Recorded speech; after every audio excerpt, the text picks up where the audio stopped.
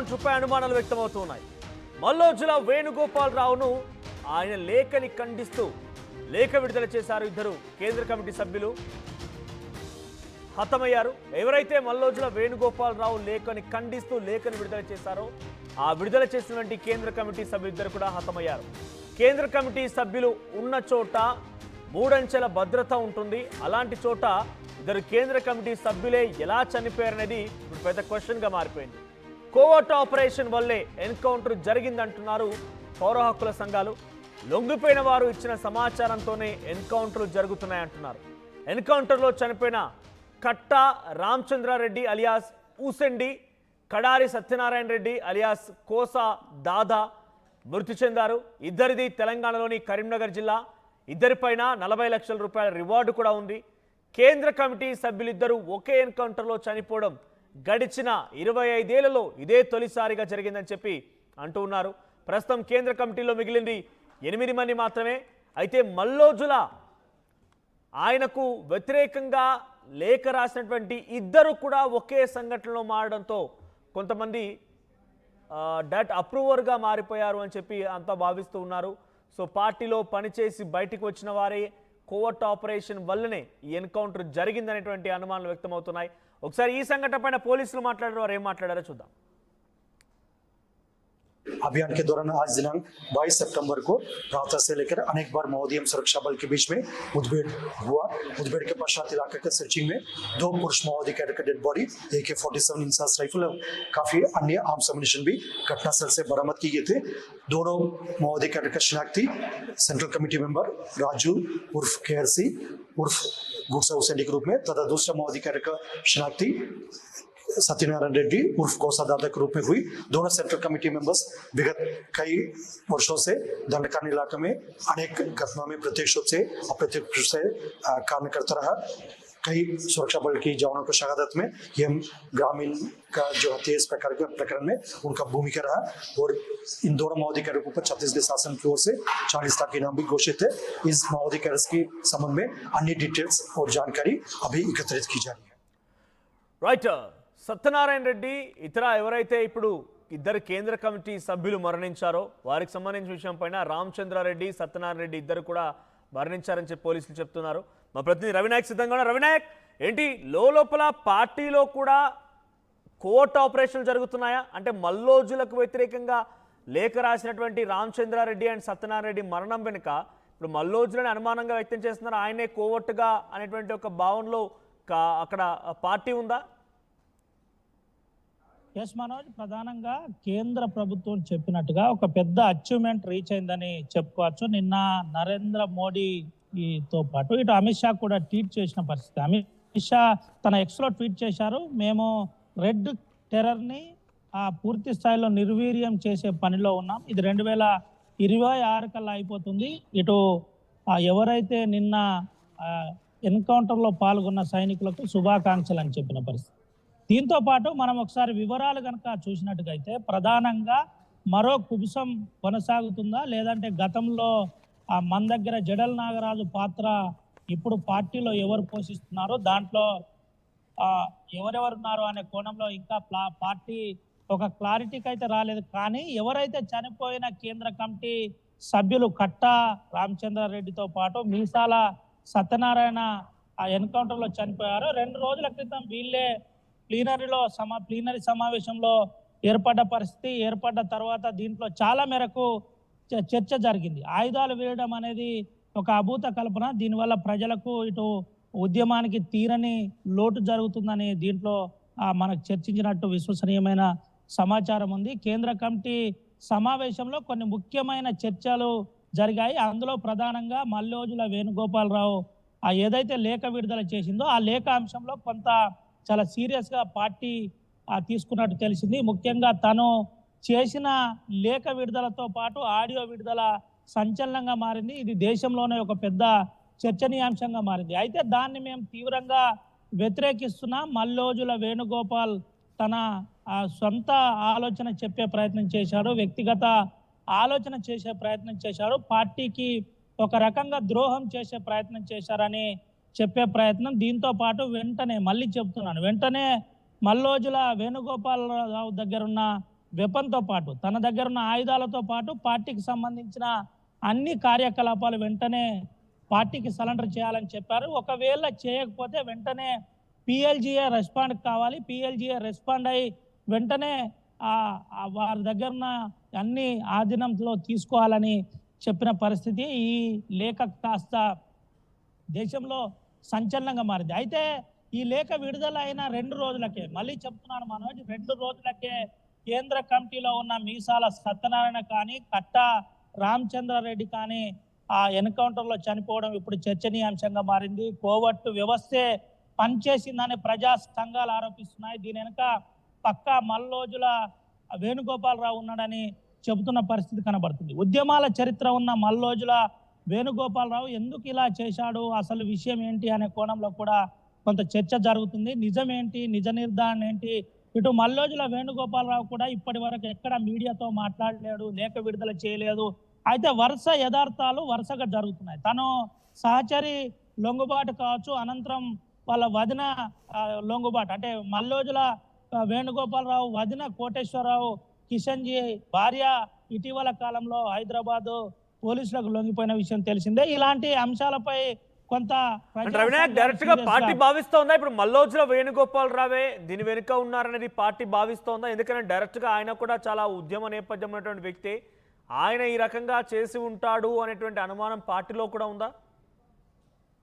మనోజ్, ప్రధానంగా మనం నిన్న విడుదల చేసిన లేఖలో చూసినట్టు కనుకైతే, నిన్న ఎవరైతే ఎన్కౌంటర్లో చనిపోయిన మీసాల సత్యనారాయణ రెడ్డి అలియాజ్ అభయ్, ఇప్పుడు ప్రస్తుతం అభయ్, గతంలో మల్లోజుల వేణుగోపాలరావు అభయ్గా ఉండే ఒక 4 రోజుల క్రితం, అంటే 20వ తేదీ ప్లీనరీ మీటింగ్ లో మల్లోజుల వేణుగోపాలరావును అభయ్ అనే పేరును మేము తీసేస్తున్నాం, తనకు అభయ్ పేరు చెప్పుకునే అర్హత లేదు, ప్రజా సంఘాలు ప్రజలకు సంబంధించిన అంశాలు పార్టీ కార్యకలాపాలు ప్రెస్ నోట్ రిలీజ్ చేయడమే అభయ్ పేరుతో ఉన్న ప్రధాన లక్ష్యం, అదే కర్తవ్యంగా కొనసాగుతుంది అంటూ ఎవరైతే మీసాల సత్యనారాయణ రెడ్డి కావచ్చు, కట్ట రామచంద్రారెడ్డి కావచ్చు, వీళ్ళు తీసుకున్న అంశం ఏదైతుందో వాళ్ళు విడుదల చేసిన లేఖలో చాలా క్లుప్తంగా ఉంది. అది ఆర్టీవీ చేతిలో ఇప్పుడు ఉంది.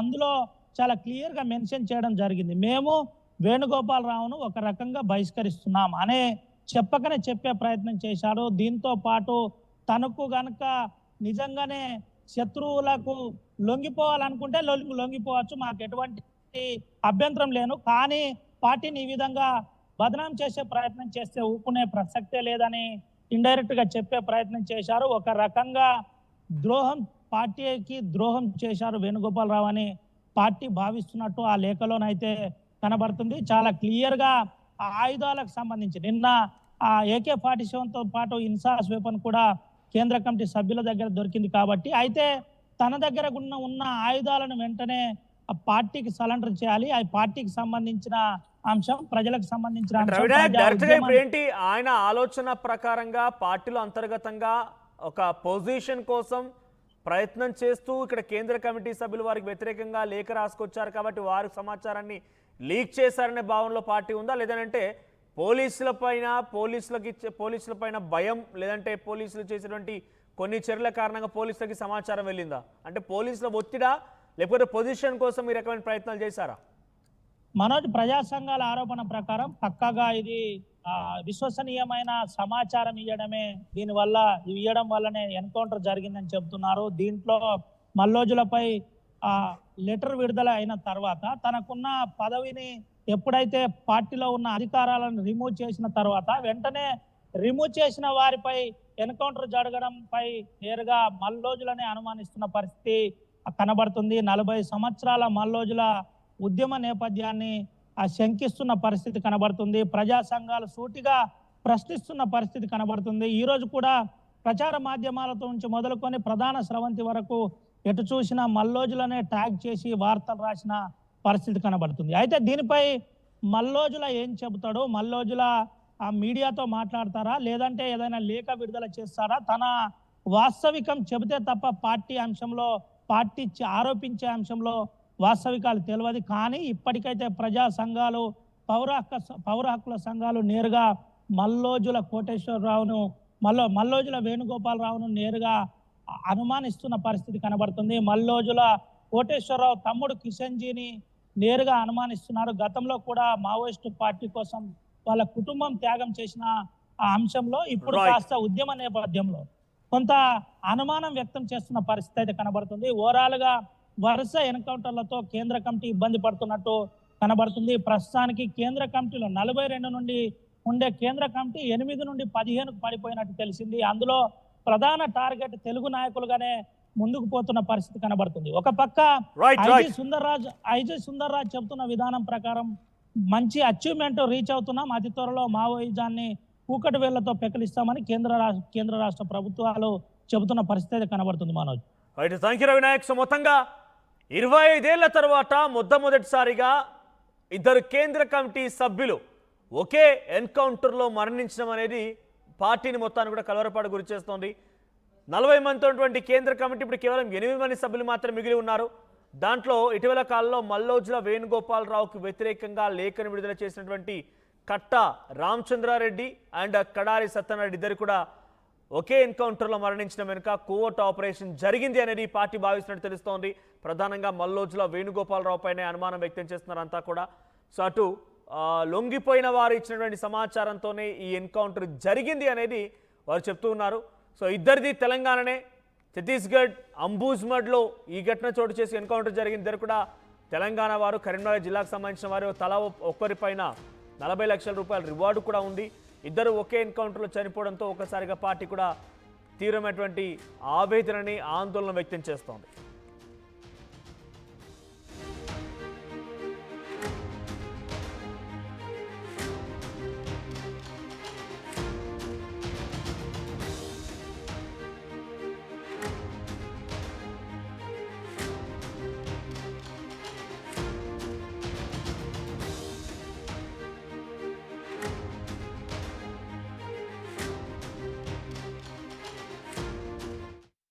ఈసారి కూడా టైంకే కన్స్ట్రక్షన్ చేసాం, బిల్డింగ్ కూడా స్ట్రాంగ్ చేసాం, క్లయింట్స్ సాటిస్ఫై చేసాం. గుడ్ విల్ కూడా ఇంప్రూవ్ చేసాం. ఏం చేసామో కాదు, ఇంకేం చేయాలో ఆలోచించండి. ఇంకేం చేయాలి?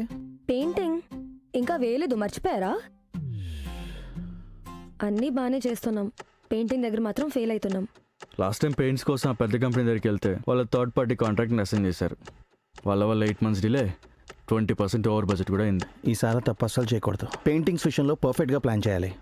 ఏం చేద్దాం, పెయింట్స్ అప్లై చేసేది ఒకరు, అప్లై చేసేది ఇంకొకరు. వీళ్ళందరినీ డీల్ చేయడమే పెద్ద హెడ్ఏక్. అయితే ఇంక మనమే పెయింట్లు వేసుకోవాలి. లేదా పెయింటింగ్ ప్రాసెస్ మొత్తం చేసి ఇచ్చే ఒక పర్ఫెక్ట్ పార్ట్నర్ అన్నా ఉండాలి. టెక్నో పెయింట్స్ లాగా. టెక్నో పెయింట్సా? ఎస్, నాకు కూడా రీసెంట్గానే తెలిసింది. పెయింట్స్ తేవడం నుంచి గోడ మీద వేయటం వరకు మొత్తం ఒకే టీం చూసుకుంటుంది. మిడిల్ మ్యాన్ ఉండరా? ఉండరు.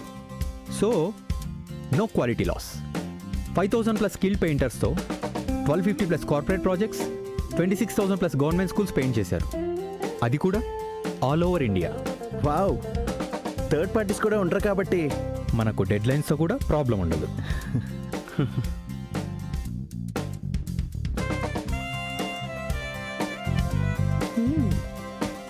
Perfect. From the factory to the wall, techno paints does it all.